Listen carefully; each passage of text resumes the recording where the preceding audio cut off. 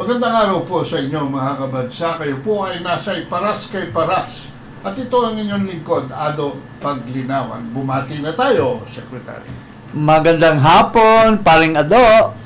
How are you today? Magandang hapon, mga kababayan. At lalo na yung ating mga maraming mga kababayan na natutuwa na finally lumabas na sa hawla na napakainit. At least ang ating mahal na Vice Presidente is now out of the shell. Handa ng manindigan. Oo. At handa ng maging leader sa buong opposition. Ika nga. Oo. So, bigyan na lang natin ng enough na panahon ang ating VP na medyo handa-handa muna habang hinihintay niya. Settle down. Oo, ang panibagong sulong sa bagong Pilipinas. Yun. Bagong Pilipinas pa. Pupuntahan. O hakbang ng sa bagong Pilipinas. Kasi ngayon, bago. Ngayon ang tunay na bagong Pilipinas. Ito, bagoong Pilipinas, yung isa. Real change. The real Philippines. The real. Devoid of corruption, devoid of incompetence, and so on and so forth. Serious business, no? Precisely, oo. Para malaman naman natin ang tunay na kalalagyan ng ating bansa tungo sa tunay na pagunlad. Ayan mga kabansa. Opo. Now, going to the serious business which is at hand, ito po ang bigyan natin ng pansin itong pagbitiw ni Vice President Sara Duterte bilang Secretary of Education. Although he or she remains as the Vice President of the Philippines, but she is now severed from the sinking government of Marcos Jr. Ito po, VP Sara resigns from Marcos cabinet, declines to state reason. Okay. Vice President Sara Duterte steps down as Secretary of the Department of Education or DepEd and co-vice chairperson for the National Task Force to End Local Communist Armed Conflict or NTF-LCAC. On her 30-day notice, there was no mention of any reason for her resignation but only stated it is irrevocable. The Vice President also personally confirms her withdrawal from her commitment as Education Secretary as she made her announcement in DepEd office on Wednesday, June 19. Earlier today, June 19, 2024, I sought an audience with the President and tendered my resignation as the Secretary of Education effective July 19, 2024. I have given my 30-day notice to ensure the proper and orderly transition for the benefit of the next Secretary. In her speech, the Vice President mentioned some of the achievements in DepEd during her term as Education Secretary. This primarily includes the new curriculum for kindergarten to grade 10, which is highly anticipated to be implemented in the school opening on July 29.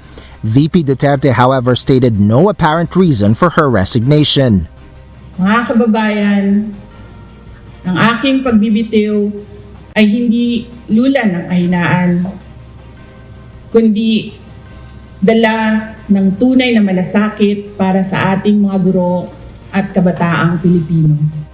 After her message, VP Duterte refused to entertain any questions from the media, particularly her considerations leading to such decision. The NTF-LCAC respects the resignation of Vice President Sara and shares gratitude for her significant role and contributions in advancing the mission of the agency to promote peace in the country. The agency also believes that Vice President Sara will continue to serve the Filipino people with utmost love and dedication. The cat is out of the bag, so to speak. Paring Ado. And Libre-libre na. libreng-libre na. At sinigundahan naman ng magandang talumpati ni Madam Amy Marcos. At ay siya daw ay hindi bibitaw kay Vice President Sara Duterte. Ito po. Ang aking pagmamahal, pagtitiwala at paniniwala sa iyong kabutihan, husay at pakikipagkaibigan ay hindi kailanman magmamaliw. Ako ay iyong kasama sa bawat hakbang, bawat araw at bawat laban dahil iisa lamang ang nais natin, magwagi at magtagumpay ang mahal nating Pilipinas. Senator Amy Marcos, 19 Hunyo 2024. Ito ay pagtatapos ng kanyang achievement. Actually, siya lamang ang nag-deliver sa cabinet ni Bongbong Marcos ng clear, clear-cut na programa para sa ikaunlad ng ating mga mag-aaral. At ito ay isang buong programa na nasimulan niya itong opening of classes last year at tuloy-tuloy ho ang implementasyon nito hanggang 2028. Kaya sino mang papalit sa kanya ay mag-administer lamang ng isang roadmap na nandyan na. At malaking utang na loob. Specifically, ang pagtanggal niya ng mga administrative functions sa mga guro natin at mga gabay ng ating mga mag-aaral dahil makapagko-concentrate na po ang mga teachers ngayon sa tunay na pagtuturo at preparasyon ng mga lesson plan. Kasi nalatag na. Nalatag na lahat. Nakalatag na. Wala sa na 2 taon na or kulang-kulang na 2 taon na nagiging DepEd Secretary, sa buong cabinet, siya lamang ang nakalatag ng todo na paglagay ng magagandang programa. 70% secretary ng curriculum ang nareforma. So, ayan. Paano matutumbasan yan miski na sino pang Saka hindi mo naman pwedeng sabihin na ito ay gawa-gawa lamang kasi ang mga survey groups like SWS, Pulse Asia ay nagmo-monitor dahil sa mga nakapaligid ni Marcos Jr. na hindi nagkagusto kay ginang Vice President dahil inuudyukan sila noong babae dyan sa Malacanang, ay nakatutok ang survey like SWS para mali-report ang performance. At sila ay naging tameme, paring Ado, dahil napakataas ang performance rating ni ginang Sara Duterte doon sa Pulse Asia, 67% performance rating. Dito sa SWS, nasa 66%. Samantalang yung kay Marcos ay nasa 40+% lamang. So, anong masasabi natin? Pwede mo bang hahamakin ang isang tao na napagagaling ang performance? At kung mayroon mang mga obstacle, ito ay paninira lamang sa kanya, mga kababayan. May isang grupo na hindi naman daw si Sara ang magiging oposisyon. Sila daw. Sinong mga grupo yon? Ewan ko. Ha? Ito yung, So, ibig sabihin, itong grupo na ito ay ina-anticipate na nila na mawala si Marcos at Oo. dahil magiging opposition na lamang si Marcos kasi itong mga nagsasalita na silang opposition ay kakampi na sila ni Marcos eh. Oo. Ha? Ito na ngayon ang mga utusan eh. Sino ba itong mga nagsasabing hindi daw pwede si Sara maging opposition? Ito bang mga dilawan, mga pulawan at mga mga pinklawan na Pinsan yata. mga utusan na ngayon ni Marcos Jr.? So, tama naman yung sinasabi nila na sila talaga ang magiging opposition after Sara has left the genuine opposition to become the new leader of the country. Which nagpapatunay lamang na hindi dugong Marcos ang nagpapatukbo ng bayan, kundi dugong Araneta. Araneta Rojas. Ayan. Pero huwag naman nating idamay si Rojas kasi with due respect, maski walang binatbat si Mar for so many years, nananahimik.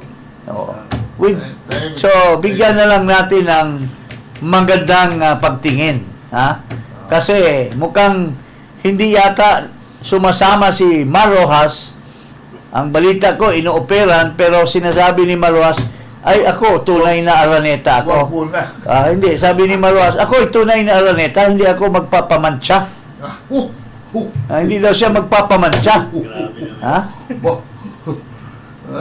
Yun daw sabi eh. Ito, pakinggan natin siya. Pakinggan natin.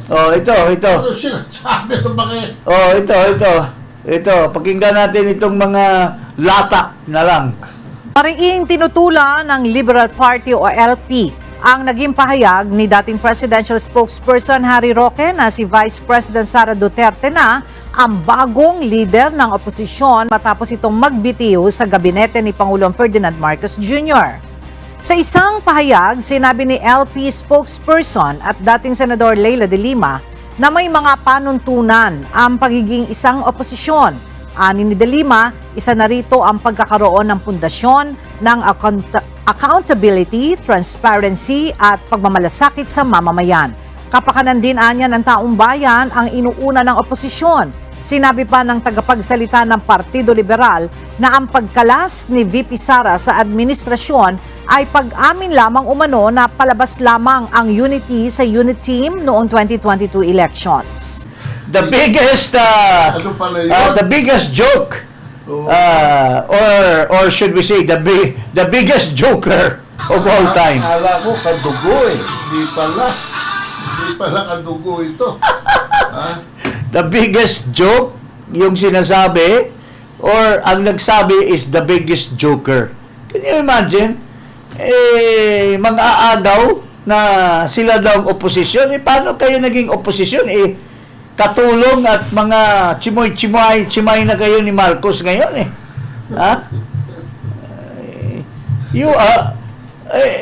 Hindi ka mahiya sasabihin mo opposition ka kaya na tinulungan ka ni Marcos na makalabas sa kulungan tapos sasabihin mo opposition ka mahiya ka naman kay Marcos. Pinagbigyan mahiya naman ito si anong babae na ito? Si Mrs. Jonel. Mahiya ka naman na magsalita ka na kayo ang opposition. Paano naman kayo naging opposition? Bumaliktad na kayo at mga ano na kayo ngayon mga minions na kayo ni Marcos Jr. at ni Mrs. Yung mga waiter. Ha? Yung mga waiter, meron ding opinion. Anong opinion ng mga waiter? Pakinggan natin. Pakinggan natin yung mga waiter. Itong waiter na pinapainom sa alak na may laway na. Nalawayan na. Nalawayan na. Ito, pakinggan natin na itong opinion dito nitong isang nag-oposisyon nung gustong tumakbong senador nung unang-unang panahon. Pero ngayon, numero 1 na kakampi at utusan ni Marcos Para tayong puro Junior. pala ngayon. Oo, nagsama-sama na ngayon itong mga taong ito. Ito, pakinggan natin to. Isang senador. Senate President Francis Escudero says Vice President Sara Duterte's resignation as education chief was inevitable given her family's feud with President Ferdinand Marcos Jr. and her silence on several issues. According to Escudero, Duterte's resignation is inevitable from the time her father, former President Rodrigo Duterte, and her siblings started attacking President Marcos and members of the First Family. Escudero also points out the policy issues in which the Vice President has not stated her support, including the West Philippine Sea, the Bagong Pilipinas hymn, and the cases against a known Duterte ally and wanted sex offender Apollo Kibuloy. Senate Minority Leader Aquilino Coco Pimentel III stresses the need for Duterte's replacement as Secretary of the Department of Education to be someone who has worked with or in the DepEd for decades. Wow! Nagkikialam pa yung waiter. Dapat magserbisyo na lang sana doon sa Malacanang at maraming nangangailangan ng siserbihan doon sa mga bisita. Butler, no? Butler. Bakit pa nakikikomentar-komentar pa? Alam naman natin yung expected naman na yung sasabihin niya dahil ano pa namang sasabihin niya, wala naman siyang paninindigan na sarili, kundi yung paninindigan ng Malacanang, hindi ba, pare? Actually, kaya ni Sara, kanyang mga kamag-anak, kapatid, at saka ibang tatay niya. Kung ayos yung pinanunungkulan niya, kung tama ang ginagawa, kaso doon ho yung problema, wala ho doon sa ginagawa ng mga kamag-anak niya. Kasi sila rin naman may political stand.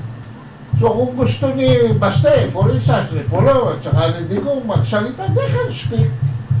It has nothing to do with the Secretary of Education. She can stand on her own. Pero she disagrees with policies. Yun. Prinsipyo po ito. Prinsipyo. And these policies are inimical to the country. yes, unang-una yung tungkol sa Afghanistan. Gustong papasukin ni Marcos dito dahil yung kanyang pinsan baka may deal na doon sa Amerika, yung pinsan niyang ambasador. Yun ang nag-uudyok na dalin yung mga Afghans dito sa Pilipinas. Mga per head yun, ha? Yung mga kumita naman dito sa para ma-perpetuate yung peace talk again, maski tinuldukan na ni President Rodrigo Duterte dahil walang nangyayari, gusto namang ipairal nitong dalawang very well known na kumikita dyan sa mga ikangay mga abubot-abubot dyan sa Malacanang. Gustong ipapairal uli yung peace talk. Ayaw ni Vice President yan.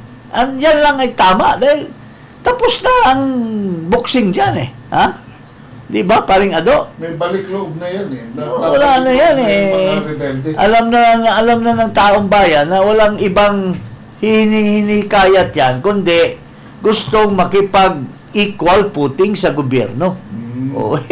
Bakit mo bigyan ng equal footing? They're not even elected. And they don't even have a mandate. Sabi nga ng LTF-LCAC, ilan na lang, 2,000 na lang daw strong force ito. 1,800. 1,800. Tapos gusto mong bigyan na naman ng peace talk, very effective yung NTF-LCAC, ngayon, bubuhayin mo dahil gusto nyong ma-perpetuate para kumita kayo dyan, itong mga nagpo-push nitong idea na ito. Kaya ayaw ni Vice President Sara Duterte yon. So, these are legitimate causes na hindi niya pwedeng samahan si Marcos sa polisiya, di ba? At saka yung pro-peace siya. Hindi siya conflict sa West. Pangatlo, itong South China. Itong undeclared martial law in Davao City na kinakawawa yung mga members ng KOJC na sinugod at syempre kanyang kanyang teritoryo yan Vice President Sara. So, siyempre, maninindigan siya to protect the interests of her constituents, which are the KOJC who are based in Davao City. Di ba? So, And the like, and so forth. and so on and so forth. So, talagang mayroon enough grounds May policy. that she will really have to leave this administration and maybe find her own greener pasture somewhere. And it just so happened that there is the thing called genuine opposition waiting for her to lead the way, so to speak. Oh, di ba? At gumagawa ngayon ng paraan. Alis dyan. Alis dyan. O, yung Yung kanina nga sinasabi ni Ka Eric na mukhang yung grupo na Marcos alis dyan ay yun pa ang grupo na tutulak kay Ginang Sara Duterte. Kasi sinasabi ng karamihan, yung isang grupo na nagtatag ng mga rally sa bawat parang natuklasan ng karamihan na hindi yata epektibo. Kasi parang nung una, dahil sa laki na rally doon sa Davao City, nagsasabi yung iba, ito na yon. Pero lulubog-lulutan biglang walang Traction. walang plan of action. Iniiwan lamang yung mga nakikinig kasi it turns out pala na itong grupo na ito ay walang ibang agenda kundi ikakampanya pala yung mga nagdidiskurso na may ambisyon pagka-senador or pagka-party list. Okay lang yun. Kaya lang, niiwas sila sa issues that are confronting the country. Yeah, pero siyempre ang taong bayan sasabihin, bakit hindi nyo binubuo yung real opposition? Bakit hindi tayo magkaroon ng patunguhan? Bakit pagkatapos nyo magdaldal doon at kakampanya kayo na ito yung plataforma mo, ito yung mga basihan mo, bakit ka nagsasalita? Tapos na. Walang closure. So, yun ang sinasabi ng karamihan. At sabi pa ng iba, parang yung narrative ni President Duterte na siya naman dapat talaga ang simbolo nung pangalan ng grupo na maisog, parang na lang siya parang props na lang siya kasi napapasulong na ng mga nagsasalita yung kanilang agenda. Kaya siguro itong huli napansin na siguro ni PRRD na parang nagamit lang yata ako nitong mga tao na may mga agenda na for themselves at kasabwat nila itong organizer na baka mamaya mayroon ding agenda or vested interest dito sa rally na mga ito na ito. Paring anong masasabi mo tungkol doon? Well, yun nga, kailangan talaga ng closure, kailangan ng destinasyon dahil wala na pong oras. Time and motion na ito So, hindi natin minaximize ang opportunities. If we're talking of the word Exodus, which is really the byword of the plight of the Israelites towards the promised land, we are talking of now the new Messiah, the one that will bring us to the land of promise, which is the land that is the Republic of the Philippines, that will be free of corruption, that will be free of incompetence, that will be free of conjugal dictatorship. Maganda yan, ha? The land of promise. And Hindi the most promising. hindi the most promising. The land of promise, and Land of there is promise. only one person or family na mayroong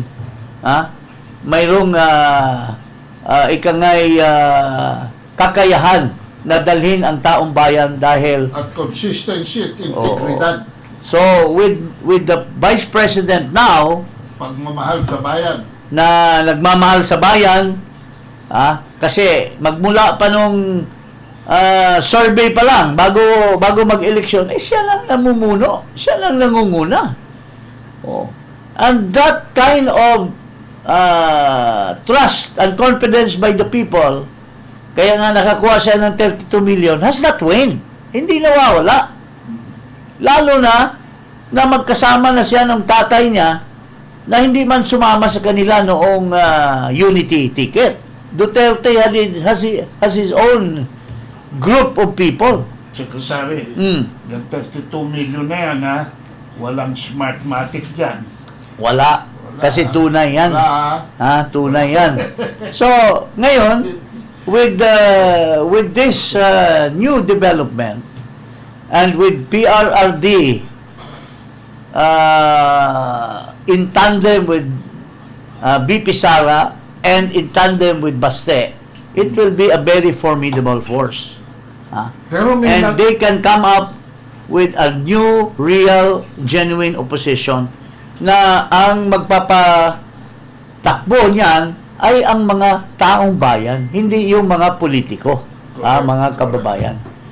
Yung mga farmers na may mga hinaing, yung mga fishermen, yung mga kababaihan na hirap sa pamamamalengke dahil wala silang enough money to bring food to the family, yung mga kababaihan na nasa household walang mabili na tamang presyo ng bilihin. These are the people who should comprise this so-called genuine opposition, paring Ado, leading towards sinasabi nila ngayon EDSA 3. Yun ang closure. Pero hindi yan puro speeches, puro daldalan, tapos ang nagkikinabang yung nagdadaldal lang kasi pala mayroong ambisyon maging politiko in this coming election. Ay wala na tayo dyan. Kaya umatras na si Tatay Digong dahil napapansin din niya na naghamit lang yata siya, paring Anong tingin mo? Pero may nasurpresa na nag-resign si Sara. Ito, isa rin senador. Nasurpresa. Ewan ko ba bakit siya nasurpresa. Pakinggan natin ito kung anong sinasabi naman ito. I want to ask your opinion on the Vice President's resignation first politically. Did you expect that? No, actually, Karen, no, I didn't expect that. In fact, it came to me as a surprise.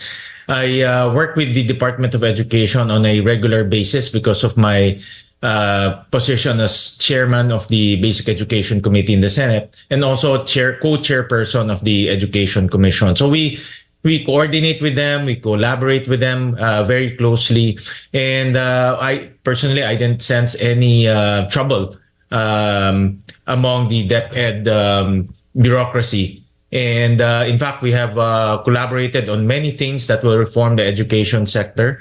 One of which is the Learning Recovery Program, because after the pandemic, a lot of our learners had problems with their performance, and the EDCOM and DepEd collaborated in moving forward with the recovery program.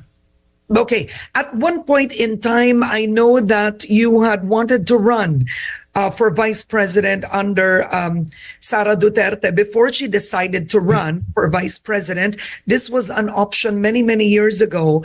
Politically speaking, what do you make, Senator, of the uni team, right? Some have said now lines are drawn. Now it's war. What are your thoughts? Well, this is my personal take, Karen. that the decision of the vice president is purely political. And I believe that she is doing a great job in the Department of Education. There are a lot of very difficult decisions that she had to make, and there's a lot of very difficult realities that she had to admit. She admitted in humbly that the education system of the Philippines needs a lot of reform, and in her basic education report summit, she admitted that the education system of the Philippines is under a lot of challenges, and she admitted that humbly, and she launched a lot of reform packages or reform programs to improve our education system.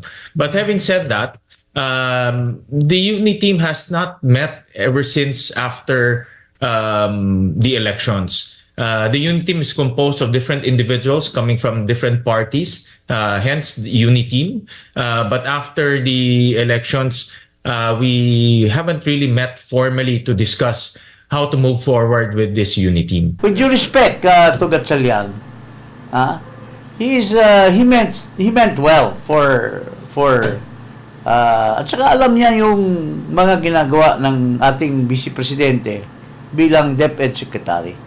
Pero ang kinakatakot ko dito pare, dahil ang ganda ng mga sinasabi ni Gatchalian, baka masipa naman ito. Kasi napaka-bingatibo itong mga nasa likod. Although ang alam ko, ito si Gatchalian kagrupo nila Subiri. Pero di ba umattend dito doon sa party sa Malacanang? At saka, siyempre, baka pag-initan yung kanyang kapatid na Secretary of DSWD. Dahil parang, alam mo naman... Epektibo dun sa loob. Mayroong hindi mekaniko. Oo. Sabihin, bakit yung kapatid mo pinipraise si Sara Duterte? Palitan na yung Secretary of DSWD ng iba kasi pinipraise ng kapatid niya si Sara Duterte. Ganong mentality, pare. Para ba nung matanggal si Admiral Carlos, sabi ni Tatad sa column niya sa Manila Times, meron daw tumawag mula sa Estados Unidos, mataas na opisyal, sa isang mataas na opisyal din dito. At tinanong, why are you talking to the Chinese? Talaga nakikialam sa mga pulisiya sa loob. Delikado yung mga ganyan dahil maraming kaya si Escudero, powerful kung pakinggan mo yung kanyang expected ka na ang marching order ay talagang pabor sa Malacanang at expected daw na talagang gurgurin na si Sara Duterte. Di ba? Kasi mahirap magkamali. Baka hindi abot ng isang buwan outside the Colombo na naman siya pagka Senate President, di ba? Mahirap kasi mag-navigate ngayon nasira ang kompas ng Malacanang. So mga kababayan, hintay-hintay lang po tayo, lalo na itong mga tinatawag nating Duterte supporters, DDS, Duterte Loyal Supporters. Kasi noon, nung nag-umpisa si Duterte dito sa mga rally-rally, maraming mga DDS na medyo hindi muna gumalaw. Kasi mga grupo sila ni Inday Sara. Although originally, they are only one, pero nung tumakbo si Inday Sara at naging partner si BBM, nagiging uniteam sila. Mga DDS pero uniteam. Pero nung nawala na si Inday Sara ngayon, klarong-klaro na this will be the unifying factor of all Duterte loyalists. So, kayo dyan, mga kaibigan, na nagmamahal kay Sara, nagmamahal kay Digong, nagmamahal kay Baste, ay wag na kayong mag-hesitate. Ito na yung panahon na mag-unite tayo towards EDSA 3. Ika nga. Oh. At huwag kalimutang mag-subscribe dito sa Iparas kay Paras at i-click ang notification bell. Mag-subscribe din po sa aking YouTube at Ado Paglinawan. Magpapaalam na kami. Ito po ang Iparas kay Paras.